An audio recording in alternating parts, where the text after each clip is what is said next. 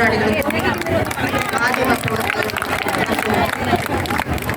நாட்டு மக்களுக்கும் என்னுடைய வணக்கத்தை தெரிவித்துக் கொள்கிறேன்.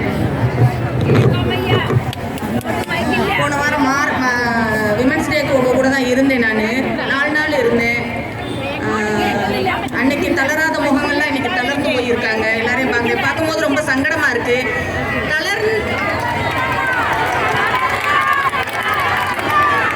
தளர்ந்துனா மனசளவுல நான் சொல்லல, உங்க முகங்கள்லாம் வெயிலுக்கு வாடி இருக்குன்னு தான் சொல்றேன். அப்புறம் மனசளவுல நீங்க தளர்ந்தீங்கன்னா இவ்வளவு பெரிய போராட்டமா இது மாறி இருக்காது. நான் என்ன பேச வரேன்னு புரிஞ்சுட்டு அதுக்கப்புறம் பேசுங்க. இன்னைக்கு உங்களை எல்லாம் பாக்குறதுல ரொம்ப சங்கடமா இருக்கு. என்னோட பழைய நினைவுகள்லாம் எனக்கு வருது. ரெமச்சேச்சி கிட்ட வந்தப்போ என்ன கோமதி பழைய ஓர்மையெல்லாம் வருதான்னு கேட்டாங்க. நான் அழுது இங்க எத்தனை பேர் பாத்தீங்கன்னு தெரியல. உங்களெல்லாம் பார்க்கும்போது ரொம்ப சங்கடமா இருக்கு.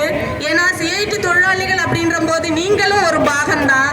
இந்த பரணக்கூடத்துக்கு வேண்டி இந்த நாட்டுக்காகவும் இந்த நாட்டு மக்களுக்காகவும் அடுத்த தலைமுறைகளுக்காகவும் உங்க குடும்பத்தையும் உங்க வாழ்க்கையும் பார்க்காம மக்களுக்காக உழைச்சவங்க நீங்க ஆஷா ஒர்க்கர் மாதிரி. அப்படியாப்பட்ட ஆஷா ஒர்க்கர் மாதிரி இன்னைக்கு நடு ரோட்டில் படுத்து உங்க கூலிக்காக சமரம் செய்றீங்க. 10 வருஷத்துக்கு முன்னாடி எங்களுக்கு 232 ரூபாய் இந்த கூலிக்கு நாங்க 10 வருஷத்துக்கு முன்னாடி சமரம் செய்தோம். ஆனா அந்த 10 வருஷம் கழிச்சுட்டு நீங்க கேவலம் அந்த 232 ரூபாய்க்கு ஆஷா ஒர்க்கர் மாதிரி சமரம் செய்றீங்களா? இந்த பரணவோட நாணம் கட்டு தலைகுனியத்தான் செய்யணும். அவ்வளவு அசிங்கமா இருக்கு. வெறும் 232 ரூபாய் கூலிக்கு இந்த ஆஷா ஒர்க்கர் மாதிரி இந்த இந்தியாவே நடுநடுங்க செய்யற போராட்டமா உங்க போராட்டம் மாறி இருக்கு.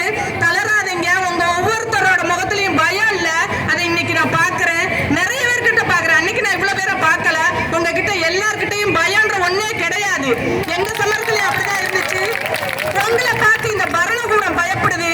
ஆனா நீங்க அவங்களை பார்த்து பயப்படல. இன்னைக்கு உங்க போராட்டம் என்ன? அதிஜீவதி உயிர் வாழ்றதுக்கான போராட்டம், சாப்பாட்டுக்கான போராட்டம், குடும்பத்துக்கான போராட்டம். அடுத்து வர தலைமுறையை நீங்க இந்த பூமிக்கு கொண்டு வர்றீங்க, பாடுபடுறீங்க, தடுப்பூசி போடுறீங்க, சொட்டு மருந்து கொடுக்குறீங்க. ஆனா உங்க குழந்தைகளை என்ன செய்யணும்னு சொல்லி உங்களுக்கு பிளான் இல்லாம 24 மணி நேரம் பணி எடுக்கிற நீங்க இன்னைக்கு நடு ரோட்ல இருக்கீங்க. இது இந்த பரணக்கூடம் பார்த்துதான் பார்க்கலையானா அப்படிலாம் இப்போ இதுக்கு முன்னாடி சொன்னாங்க பார்க்கலன்னு. பார்த்துட்டும் பார்க்காத மாதிரி நடிக்கிறாங்க. கேட்டுட்டும் கேட்காத மாதிரி காது ரெண்டையும் பொத்துக்கிட்டு அப்படியே கசரையில உட்காந்துருக்காங்க. ஏன் தெரியுமா அந்த கசரையை விட்டு எந்திக்க மாட்டேங்காங்க?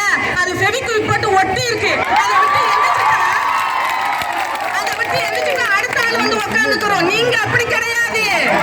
நீங்க அப்படி கிடையாது. இந்த தொழில் இல்லாட்டி இப்ப பேசின ஆஷா ஒர்க்கர் மாதிரி பார்த்தேன். இந்த தொழில் இல்லாட்டி வேற தொழில். ஆனா எங்க உயிர் போற வரைக்கும் இந்த தொழில் செய்யற நாங்க, ஆஷா ஒர்க்கர் தொழில் செய்யற நாங்க, கூலிக்காக நாங்க போராடி விஜயம் அடைகிற வரைக்கும் எந்த எல்லை வரை வேணாலும் போவோம் சொல்ற ஆஷா ஒர்க்கர் மாதிரி நான் பாக்குறேன். பெண்கள்னா இப்படிதான் இருக்கணும். அடுப்படியில மட்டும் இல்ல பெண்கள். நாட்டுக்காகவும் நாட்டு மக்களுக்காகவும் உங்க வாழ்க்கையை தியாகம் பண்ணின தியாகிகள் நீங்க. இந்த பரணக்கூடம் நம்மள வெறும் பெண்ணாதான் பாக்குது, வெறும் அடிமையாதான் பாக்குது. ஆனா இங்க எவ்வளவு வீரமான பெண்கள். இந்த மார்ச் 8க்கு அப்புறம் இந்த மார்ச் 8 ஒரு வரலாறு படைக்கிற ஒரு மார்ச் 8 மாறிக்கிட்டே இருக்குன்னு உங்களுக்கு எத்தனை பேருக்கு தெரியும் தெரியல. உங்களுக்கு எல்லாம் என்னோட வாழ்த்துக்கள். ஏன்னா இத்தனை பேர் போராட்டத்துல இறங்கிருக்கீங்க பயப்படாம. எங்க போராட்டத்தில் எல்லாம் பயந்து பயந்து தான் நாங்க போராட்டம் பண்ணோம். ஒரு பிளானோ ஒரு சமர சமிதியோ ஒரு கோஆர்டினேஷன் கமிட்டியோ எதுவுமே கிடையாது. கூலிக்காகவும் போனஸுக்காக வந்தோம். அடிச்சமர்த்தப்பட்ட இந்த பரணக்கூடத்தால நாங்க அடிச்சமர்த்தப்பட்டு இன்னைக்கு பொம்பளை உரிமை என்ற ஒரு சங்கடனையே இல்லாம போச்சு. நீங்க எல்லாம் அப்படி இல்லாம இந்த சமர சமிதிக்கும் நீங்க எல்லாம் ஒத்து அருமிச்சு நின்று இந்த பரணக்கூடத்துக்கு பொண்ணுன்னா யாருன்னு காட்டு